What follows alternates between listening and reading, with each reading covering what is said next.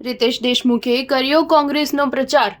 કહ્યું જેમનો પક્ષ ખતરામાં છે તેઓ ધર્મને ઢાલ બનાવી રહ્યા છે। બોલિવૂડ અભિનેતા रितेश દેશમુખે 20 નવેમ્બરે યોજાનારી મહારાષ્ટ્ર વિધાનસભા ચૂંટણી માટે પ્રચાર કરતા જોવા મળ્યો હતો। रितेश દેશમુખે તેના ભાઈ અને કોંગ્રેસ નેતા ધીરજ દેશમુખ માટે લાતુરમાં પ્રચાર કર્યો હતો। કોંગ્રેસ માટે પ્રચાર કરતા रितेशे કહ્યું કે કેટલાક રાજકીય પક્ષોનો દાવો છે કે આપણો ધર્મ જોખમમાં છે, પરંતુ વાસ્તવમાં તેમનો પક્ષ જોખમમાં છે અને તેઓ તેને બચાવવા મથામણ કરી રહ્યા છે। લાતુર મત વિસ્તારમાં ધીરજનો મુકાબલો ભાજપના રમેશ કરાડ સાથે થવાનો છે। રવિવારે રાત્રે એક રેલીને સંબોધિત કરતા કહ્યું હતું કે ભગવાન શ્રી કૃષ્ણએ કહ્યું હતું કે કર્મ એ જ ધર્મ છે। જે વ્યક્તિ ઈમાનદારીથી કામ કરે છે તે પોતાના ધર્મનું પાલન કરે છે, જે ઈમાનદારીથી કામ નથી કરતો તેને ધર્મના આવરણની જરૂર છે। જે લોકો કહે છે કે તેમનો ધર્મ જોખમમાં છે, વાસ્તવમાં તેમનો પક્ષ જોખમમાં છે અને તેઓ પોતાની પાર્ટી અને પોતાને બચાવવા માટે તેમના ધર્મને આગળ કરી રહ્યા છે। તેમને કહો કે અમે અમારો ધર્મ સંભાળીશું, તમે પહેલા વિકાસની વાતો કરો।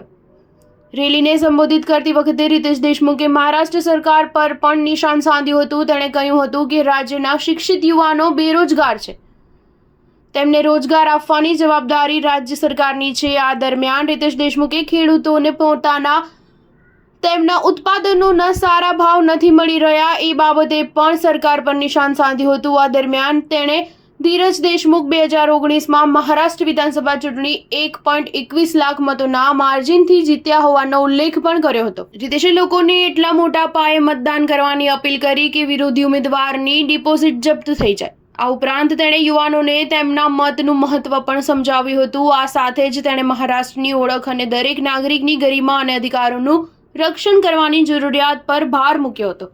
સ્ટાર ન્યૂઝ 7 હંમેશા સચ્ચાઈની સાથે।